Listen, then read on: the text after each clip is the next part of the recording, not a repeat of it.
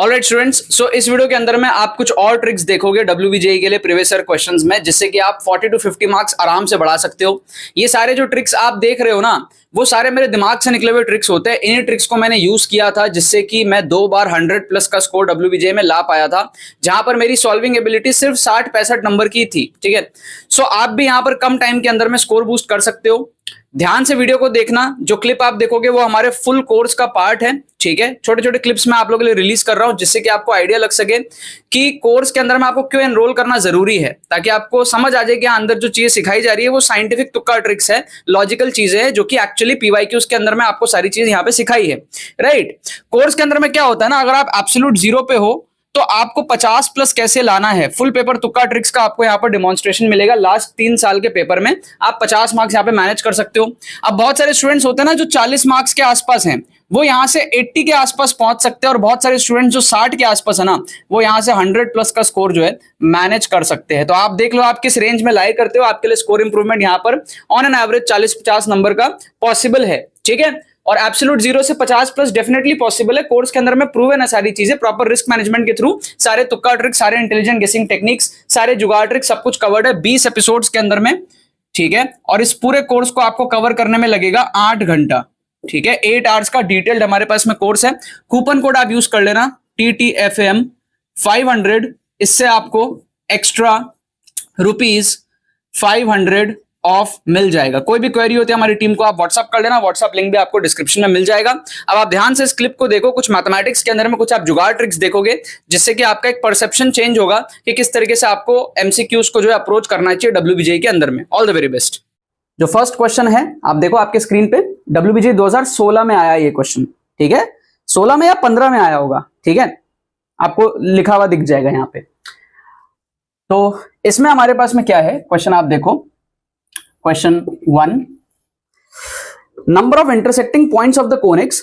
2 conic आपको दिए हुए और नंबर ऑफ इंटरसेक्टिंग पॉइंट्स आपको चाहिए। तो अब अगर आप मैथमेटिकली उतने ज्यादा अच्छे नहीं हो, आप इस क्वेश्चन को सॉल्व नहीं कर पा रहे, तो you can draw the diagram. इसका आप डायग्राम बना के चेक कर सकते हो इंटरसेक्टिंग पॉइंट्स कितने हैं, अगर है तो क्या सीन है, आप ड्रॉ कर सकते हो। तो डायग्राम अप्रोच आपको कब यूज करना है, जब आपको एक्चुअल सोल्यूशन नहीं आता, आप डायग्राम बना के सही कर सकते हो, या फिर एक्चुअल सोल्यूशन आता है, बहुत लंबा लग रहा है, आपको लग रहा है डायग्राम अप्रोच से काम आसान हो जाएगा, तब आप यूज कर सकते हो। सो यहां पर अगर आप देखोगे number of intersecting points of this conic, 2 conic है हमारे पास में। एक है 4x² plus 9y² equals to 1, और दूसरा है 4x² plus y² equals to 4। तो इसको आप थोड़ा सा ना ऐसे लिख लो, इसको आप ऐसे लिख लो, x² upon 1/4 plus y² upon 1/9 equals to 1, ऐसे लिख लो। या फिर आप इसको ऐसे लिख लो, 1/2 का स्क्वायर 1/3 का स्क्वायर इक्वल्स टू 1। थोड़ा सा इलिप्स बन गया तो अपने लिए ड्रॉ करना आसान होगा। और इसको आप ऐसे लिख लो, 4x² plus y² equals to 4 है ना, 4 से डिवाइड लगा दो तो आपका आ जाएगा x² plus y²/2² equals to 1, ये आ जाएगा आपका। तो ये दोनों क्या है, इलिप्स हैं। इलिप्स को आप बहुत इजीली ड्रॉ कर सकते हो, राइट। सो अगर आप इलिप्स को ड्रॉ करने को देखो, इस इलिप्स को अगर आप ड्रॉ करो कुछ इस तरीके से आप ड्रॉ करो। ठीक है, ये मेरा x एक्सिस है, ये मेरा y एक्सिस है। अब ये 1/2 है, मतलब कि 0.5। जैसे मान लो ये 1 है, ये 2 है, ये -1 है, ये -2 है, ये 1 है, ये 2 है, ये -1 है, ये -2 है। तो 1/2 आपका यहां आएगा, लेफ्ट हैंड राइट में, +½ -½ मेजर माइनर एक्सिस, और 1/3 मतलब 0.33 वो और छोटा हो जाएगा, तो वो कहीं यहां पे आएगा। तो ये छोटा सा कुछ इलिप्स यहां पे बनेगा। ठीक है, ये वाला, इसको हमने ड्रॉ कर लिया।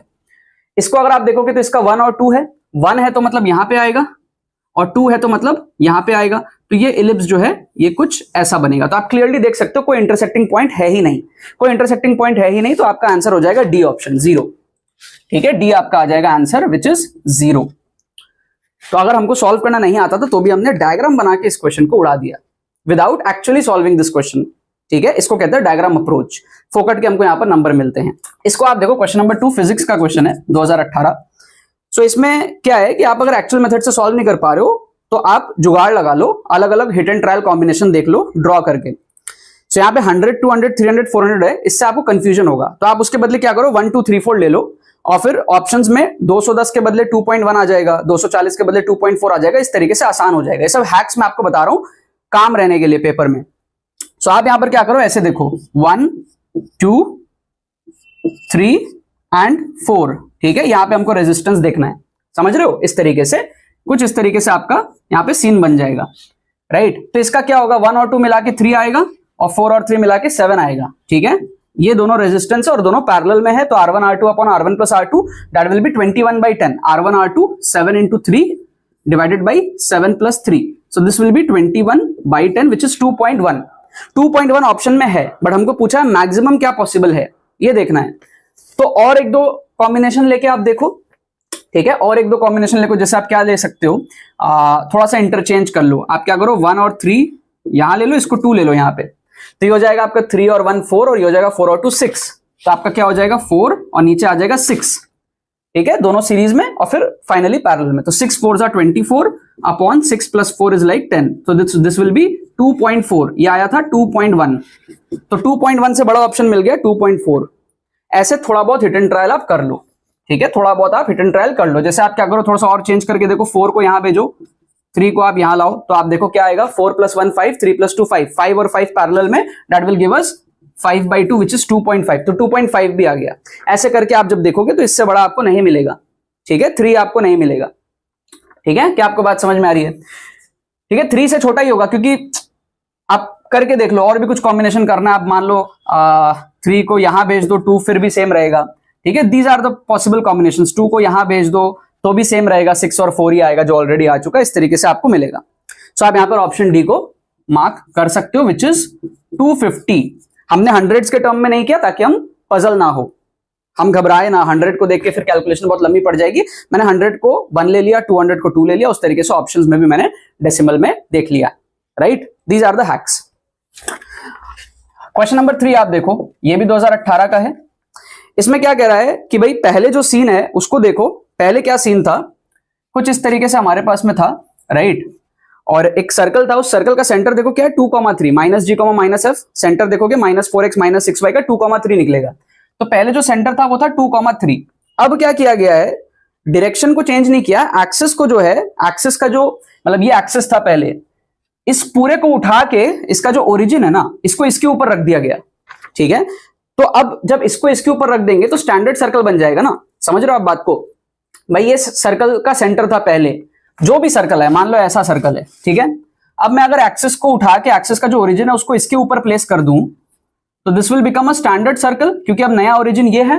और स्टैंडर्ड सर्कल आपको पता है कैसा होता है, x² + y² = r² फॉर्मेट का होता है स्टैंडर्ड सर्कल, राइट।